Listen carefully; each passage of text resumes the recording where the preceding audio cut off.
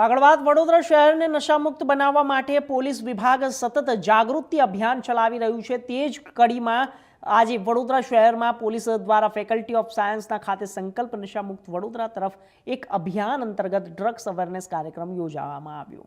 VM Shah hall ખાતે યોજાયેલા આ કાર્યક્રમમાં મોટી સંખ્યામાં વિદ્યાર્થીઓએ ભાગ લીધો અને નશામુક્ત સમાજના નિર્માણ માટે પ્રતિજ્ઞા લીધી। વડોદરા શહેરને નશાના દૂષણથી મુક્ત બનાવવા માટે શહેર પોલીસ દ્વારા વિવિધ જાગૃતિ કાર્યક્રમો હાથ ધરવામાં આવ્યા।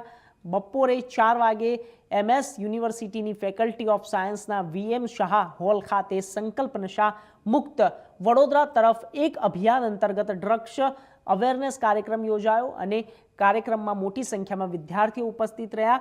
વિદ્યાર્થીઓને ડ્રગ્સ અને અન્ય નશાકારક પદાર્થોના શારીરિક, માનસિક, સામાજિક દુષ્પ્રભાવો અંગે વિસ્તૃત માહિતી આપવામાં આવી છે। યુવાનોને નશાથી દૂર રહી સ્વસ્થ અને જવાબદાર નાગરિક બનાવવા માટે પ્રેરિત કરવામાં આવ્યા છે। કાર્યક્રમ અંતર્ગત છેલ્લા કેટલાક સમયથી વડોદરા શહેર પોલીસ તરફથી રિગરસ એન્ફોર્સમેન્ટ, ડી એડિક્શન અને રિહેબિલિટેશન સાથે સાથે જનજાગૃતિ અભિયાન ચલાવવામાં આવી રહ્યું છે।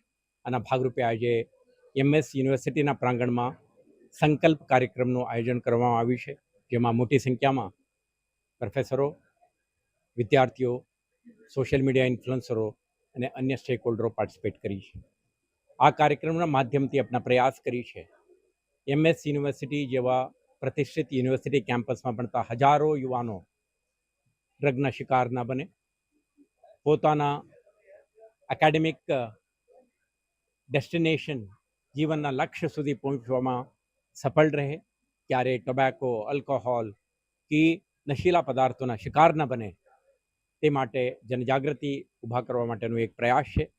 ખૂબ ઉત્સાહથી વિદ્યાર્થીઓ પાર્ટિસિપેટ કરી છે અને મને વિશ્વાસ છે આ કાર્યક્રમમાં પાર્ટિસિપેટ કરનાર દરેક વિદ્યાર્થી પોતાના જીવનમાં, પોતાના મિત્રો અને સગા સંબંધીઓ અને નેબરહુડમાં પણ નશામુક્ત વડોદરા, નશામુક્ત ભારતના જે અભિયાનમાં જોડાવા માટે પ્રેરિત રહેશે અને પ્રયાસ કરશે અને એક સ્વસ્થ અને સુરક્ષિત સમાજ